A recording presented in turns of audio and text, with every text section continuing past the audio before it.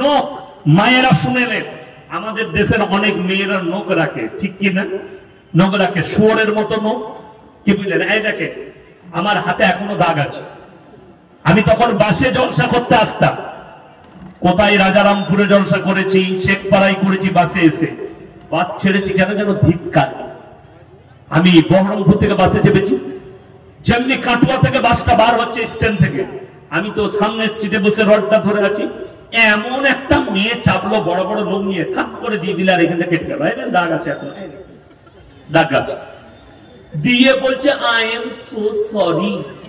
আমরা আল্লাহ কোন হারাম করছে ইংরেজিটা বার করে দিল।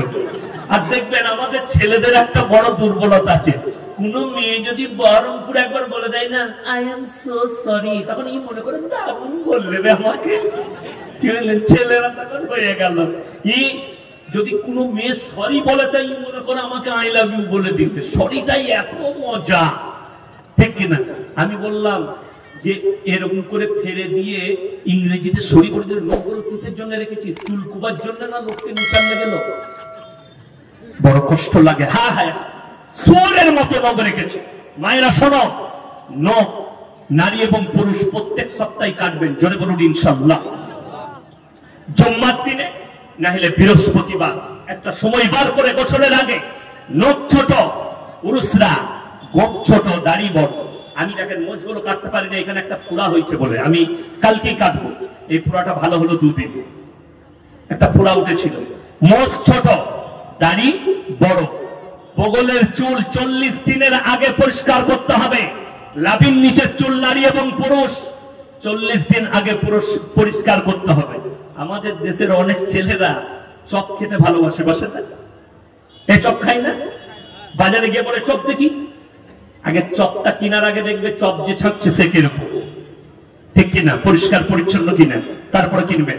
সে হারাম অবস্থায় চপ ছাড়ছে নাকি? হারাম অবস্থা কি?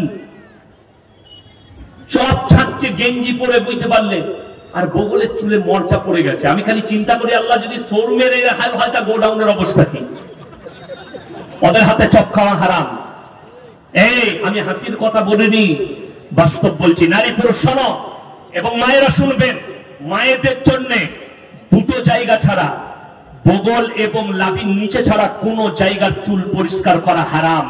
অন্য কোন জায়গা, অনেক মেয়েরা পার্লারে গিয়ে, বিউটি পার্লারে গিয়ে ভ্রু ফিলাপ করে, শরীরের লোম তুলে, গালের লোম তুলে, সম্পূর্ণ হারাম। যে সমস্ত নারীরা পুরুষের পোশাক পরিধান করে, সেই মেয়েরা জাহান্নামের খোরাক। যে পুরুষরা, আমাদের দেশের অনেক ছেলে, ওই ফিল্মের কজন আর্টিস্ট আছে, আমি নাম লুব না, আমাকে একজন বলেছে তোমার নামে কেস হবে, দাঁড়াও, তুমি অমুকের নামে, সালমানের নামে কথা বলেছো। আমি বলি জটা পারবি, কেস কর। কানেতে দেখবেন বালি পড়ে, অনেক নায়করা পড়ে না, কান ফুটো করে। অনেক আমাদের যুবক যারা কানেতে বালি পড়ো, হাতেতে বালা পড়ো, তারা খুলে ফেলো, ইস্তেগফার করো, কানটাকে অপারেশন করে ঠিক করে নাও। টাট্টু দিবেন না, গায়েতে অনেকজন টাট্টু তৈরি করে, মোটেই করবেন না, হারাম।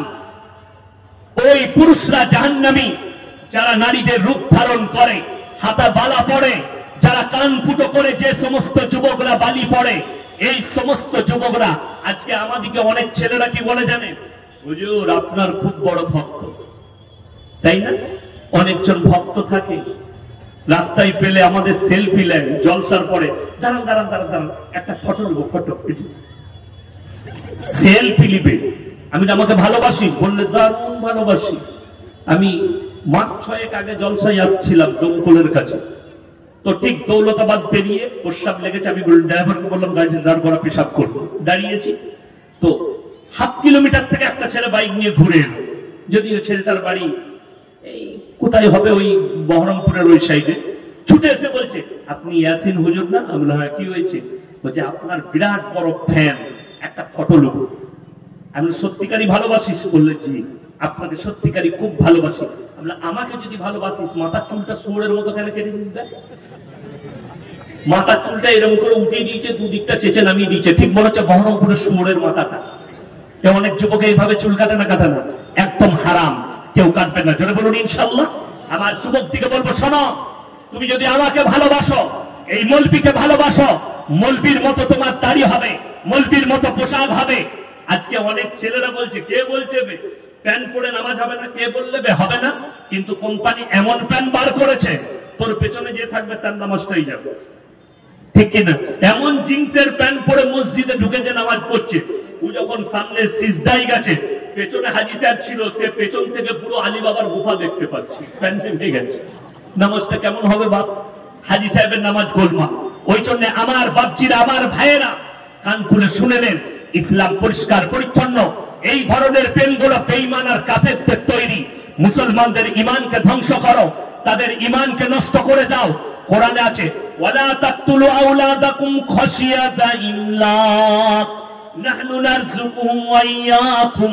এটা নারী পুরুষরা শোনো, হে আমার নবী, পৃথিবীর মানুষকে বলো, দরিদ্রতার ভয়ে তোমরা তোমাদের আওলাদকে কতল করো না।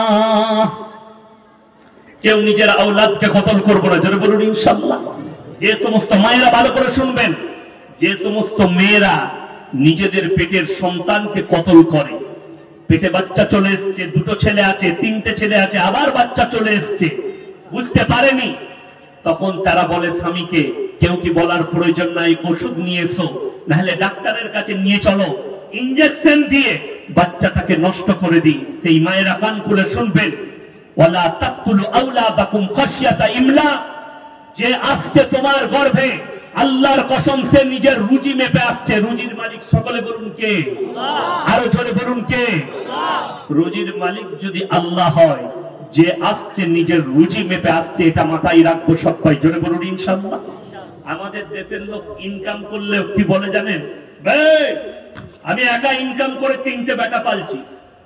তু বাহানা, আল্লাহ রুজি দান করছি। আর যদি বলেন রুজির মালিক আল্লাহ, কি করে বিশ্বাস করব? সেই জায়গাটাও বলে দেই। সকালবেলায় উঠে শেখপাড়া বাজারে চলে যাবে, আমি বলবো না। 100টা বড় লোক খালি আন্ডার প্যান্ট পরে ছুটে বাজারে সকালবেলায় দেখবে। বহরমপুরে পাবেন, বহরমপুরে আবার অনেক ডাক্তার মাস্টার বউকে নিয়ে ছুটছে। কি হলো বে? বলছে 600 বাইকার রক সুগা। ডাক্তারে বলেছে 3.5 কিলোমিটার ছোটগা। এই সকালবেলায় বউকে সাথে নিয়ে হাঁটো, বউ খেয়ে দিয়ে মোটা হয়ে গেছে, সুগার ধরা পড়েছে। কি বলেন স্বামী? ডাক্তারকে বলেছে, ডাক্তার 600 বাইকার সুগার, রিপোর্ট দেখিয়েছে 450। কি খাবো স্যার? সকালবেলায় 1 কাপ বিনা চিনির লাল চা খাবি। অনেকজন দোকানে গিয়ে দেখবেন যাদের সুগার আছে, কি বলে, স্যার একটা বিনা চিনি চা দে তো। তাকে জিজ্ঞেস করুন, ভাই বিনা চিনি চাটা ভালো লাগে? সে বলবে মারাত্মক লাগবে, দারুণ লাগে খেতে। কিন্তু আমি বলছি ছাগলের মুখ দিবেন, ওটা ফেরে পড়ে ভালো লাগে। সুগার হয়েছে বলে তোকে ভালো লাগছে, তাহলে বিনা চিনি চা কখনো ভালো হয়? কি বলছেন? কখনো নয়। ওটা সুগার হয়েছে বলে ভালো লাগছে। যাই হোক, 1 মুঠো সাদা চিড়ে ভাজা খাবি। ভেলোরের ডাক্তারের লিস্ট বানাচ্ছে কি কি খাবো। সাদা চিড়ে বলে দুপুর বেলায় 1 কাপ মাপা চালের ভাত খাবি, তার সঙ্গে গরুর মাংস বলে ছোঁয়া চলবে না, মুরগি বলে ধারে পাশে যাবি না, খাসি বলে স্বপনে ভাববি না। কি খাবো স্যার? বলে খালি করেলা ভাজি আর ভেন্ডি সিদ্ধ খাগা। এটা আমি বড় লোকের লিস্ট শোনাচ্ছি। বেলডাঙ্গায় পাবেন, পাবেন না? পাবেন না? বহরমপুরে পাবেন, যারা কোটি কোটি টাকার মালিক আর যারা রিক্সা চালায়। সকালবেলায় উঠে বহরমপুরের লরির উপরে মাল তুলে, যেমনি শেষ হয়ে গেল, হোটেলে গিয়ে বলছে, বেলডাঙ্গায় চাচার হোটেলে 1 প্লেট কি ভুনা গোস্ত মাখিয়ে মুচুড়ে খেয়ে আবার ভ্যান নিয়ে চলে গেল রিক্সা নিয়ে। জোরে বলুন সুবহানাল্লাহ। যারা খেতে পাচ্ছেন, যারা সব খেতে পান, আল্লাহ শুকর আদায় করুন। আল্লাহর কসম করে বলছি, কোটি টাকার মালিক হবে, রুজি যদি আমি আল্লাহ মাপি তো খেতে পাবে, না হলে খেতে পাবে না। ওই জন্য যে আসছে তোমার গর্ভে, সে নিজের রুজি মেপে আসছে। আমরা সবাই নিজের নিজের রুজি মেপে এসছি। নিজের সন্তানকে কতল করো না। আমার ভাইয়েরা, আমার মায়েরা, বোনেরা, কোরআনে আছে আল্লাহর সঙ্গে শিরক হচ্ছে সবথেকে বড় পাপ। শিরকের গুনাহ কত বড় পাপ? যত বড় পাপ আছে দুনিয়াতে, সবথেকে বড় পাপ হচ্ছে শিরকের পাপ। তারপরে 2 নম্বর সবথেকে বড় পাপ হচ্ছে নিজের সন্তানকে কতল করা। যারা মনে মনে ভাবছেন, যে মায়েরা, যে বোনেরা ভাবছেন, আমার সন্তানকে আমি ওষুধ দিয়ে, ইঞ্জেকশন দিয়ে রক্ত পানি করে নামিয়েছি। নদ নদী নালা পায়খানার চেম্বার বলো, নদ নদী নালা বলো পৌঁছে গেছে। পৃথিবীর কেউ জানে না, আমার পরিবার জানে না, মা জানে না, বাপ জানে না, শ্বশুর জানে না, শাশুড়ি জানে না, আমরা স্বামী স্ত্রী জানি। আল্লাহর কসম করে বলছি, শুনে না, কিয়ামতের দিনে আল্লাহ পুনরায় আবার তাদেরকে জীবিত করবেন। আমার নবী বিশ্ব নবীকে বেঈমান কাফেররা প্রশ্ন করেছে, ও ভাই আল্লাহর নবী, আমরা মিটে যাওয়ার পরে আল্লাহ কেমন করে পুনরায় দাঁড় করাবেন? ছাই হয়ে উড়ে যাই, মাটির সাথে মিশে যাই, আল্লাহ কেমন করে দাঁড় করাবেন? আমার আল্লাহ কোরআনে কসম খেলেন, লা উকসিমু বিয়াউমিল কিয়ামা, আমি কসম খাচ্ছি কিয়ামতের দিনের, ওয়ালা উকসিমু বিন্নাফসিল লাওয়ামা, আর আমি কসম খাচ্ছি ওই সমস্ত আত্মার যারা বলে আল্লাহ কেমন করে আমাদেরকে পুনরায় জীবিত করবেন। আয়াহসাবুল ইনসানু আল্লান নাজমা ইদামা, হে নবী বলে দাও, শুধু তাদের শরীর নয়, বালা কাদিরিনা আলা আন নুসাউইয়া বানানা বাল ইউরিদুল ইনসানু লিয়াবজুরা আমামা, শুধু তাদের আকৃতি নয়, তাদের হাত পাশ দূরের কথা, তাদের আঙ্গুলেতে হাতের মধ্যে যে দাগগুলো লাকিরগুলো আছে, আমি ওইভাবেই পরিপূর্ণ করতে সক্ষম। আমার ভাইয়েরা, আমার মায়েরা, বোনেরা, ওই বাচ্চাগুলোকে আল্লাহ দাঁড় করাবেন আর কিয়ামতের দিনে বলবেন, ওগো আল্লাহ, পাপিষ্ঠ মা বাপ যারা আমাকে দুনিয়াতে যেতে বাধা প্রদান করেছে, মায়ের গর্ভে মার্ডার করেছে, তুমি নামাজি হবে ফাঁস কাতারের, তারপরও তোমাকে জাহান্নামের উত্তরাধিকারী হতে হবে। তাই প্রত্যেকটা মায়ের দিকে, বোনের দিকে বলবো, ওয়ালা তাকতুলু আওলাদাকুম খাশিয়াতা ইমলাক, দরিদ্রতার ভয়ে তোমরা তোমাদের আওলাদকে কতল করো না। যে আসছে নিজের রুজি মেপে আসছে, বেঈমানদের কাফেরদের মেহনত, ছোট পরিবার, সুখী পরিবার, কখনো এ কথার উপরে আমল করো না। আমার ভাইয়েরা, আমার মায়েরা, বোনেরা, শোনো, আমাদের দেশে অনেকজন বলছে, অনেক বেঈমান কাফের বলছে, মুসলমানরা 4টা করে বউ রাখে।